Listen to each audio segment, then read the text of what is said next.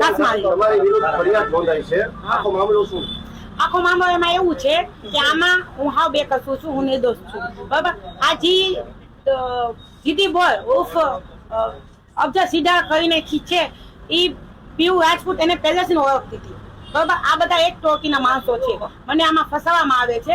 એના બધા પુરાવા છે. આ છેલ્લા 1.5 મહિનાથી આ મારા નામના લાઈવ થાય છે. મેં જુનાગઢમાં પણ અરજી આપી છે, મોરબીમાં પણ અરજી આપી છે. મારી 15 વર્ષની દીકરી છે, એને ઉપાડવાની, એને મારવાની, એને ફોન કરીને ધમકી આપવામાં આવે છે. એ પણ પુરાવા છે મારા પાસે. બરાબર.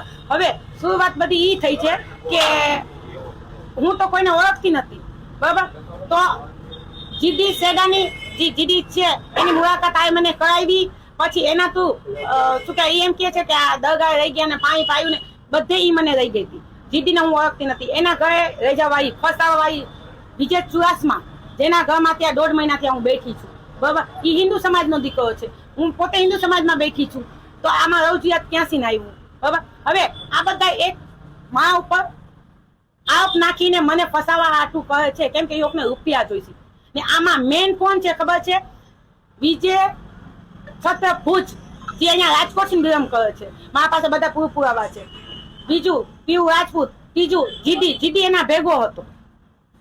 જીદી એના ભેગો હતો ને મારા પાસે બધા છે કે હું તને ભાઈ પૈસા શેના આપું, એ પણ મેસેજ છે. આમાં હું હાવ બેકસું છું.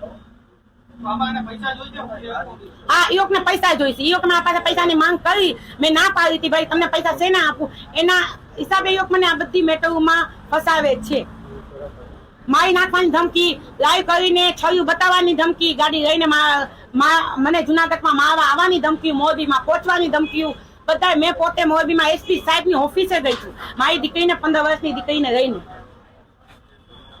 ને રજૂઆતની વાત કરે છે તો એની મમ્મી મોમેડિયન છે, મુસ્લિમ સમાજની દીકરી હતી અને એના પપ્પા હિન્દુ સમાજ છે. બરાબર. તો એ બે મેરેજ કર્યા છે. એની ભાભી મોમેડિયન છે, એનો ભાઈ હિન્દુ સમાજ છે. તો એ બે મેરેજ કર્યા છે. અત્યારે હું પોતે હિન્દુ સમાજમાં છું. તો આમાં એને ક્યાંથી અમે મુસલમાન સમાજમાં રહેવાની વાત થાય? એ મને કયો હાલો. ને આ મારી અરજી છે, આને જુનાગઢમાં અરજી દીધેલી છે. બરાબર. હવે